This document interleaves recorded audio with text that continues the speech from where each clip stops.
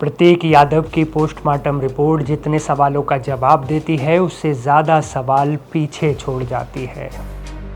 KGMU में CMO की निगरानी में 3 डॉक्टर्स के पैनल ने ये पोस्टमार्टम किया। पूरी प्रक्रिया की वीडियोग्राफी भी कराई गई। पहले बात कर लेते हैं मौत की वजह की। रिपोर्ट में बताया गया कि शरीर में खून का थक्का बनने के बाद हालत बिगड़ी थी। शरीर के निचले हिस्से से खून का थक्का ऊपरी हिस्से तक पहुंचा, जिससे आर्टरी और फेफड़ों में इन्फेक्शन फैल गया। इसके बाद कार्डियक अरेस्ट से प्रतीक यादव की मौत हो गई। मौत की वजह तो पोस्टमार्टम रिपोर्ट ने साफ कर दी, लेकिन चोट के वो 6 निशान अनसुलझी पहेली के तौर पर सामने आ खड़े हुए हैं। सीने पर, दाहिने हाथ पर, कलाई, कोहनी, तमाम जगह चोटों के निशान मिले। और ये चोटें मामूली नहीं कही जा सकती, क्योंकि रिपोर्ट के मुताबिक चोट के नीचे खून जमने के निशान भी हैं।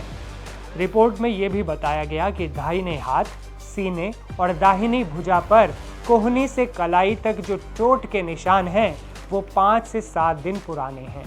वहीं दाएं फोरआर्म, दाईं कोहनी और बाईं कलाई पर लगी चोट करीब 1 दिन पुरानी है।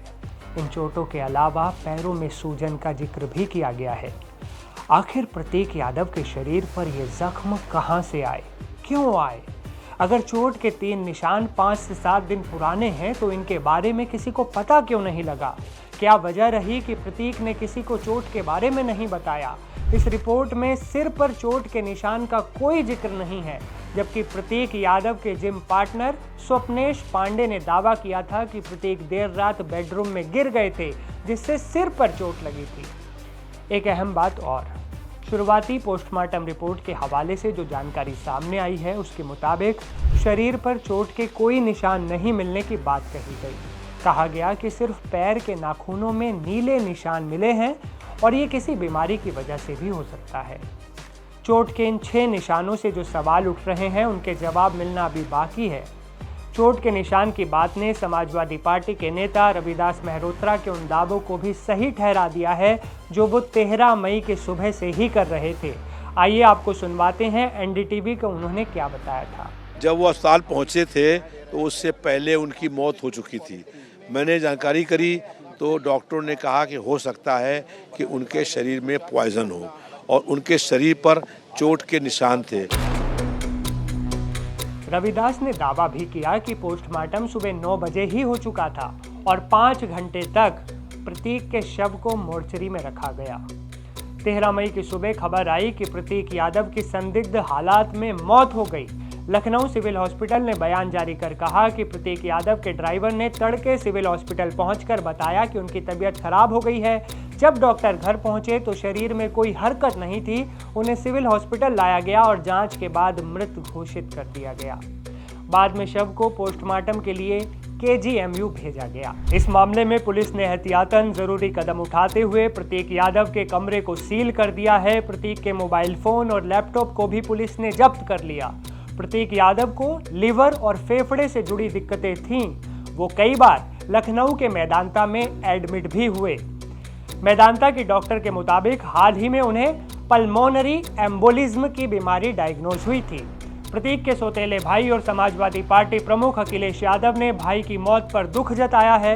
मीडिया से बात करते हुए उन्होंने ये इशारा भी किया कि हो सकता है प्रतीक कारोबार में नुकसान झेल रहे होंगे। कभी कभी फाइनेंशियल या कुछ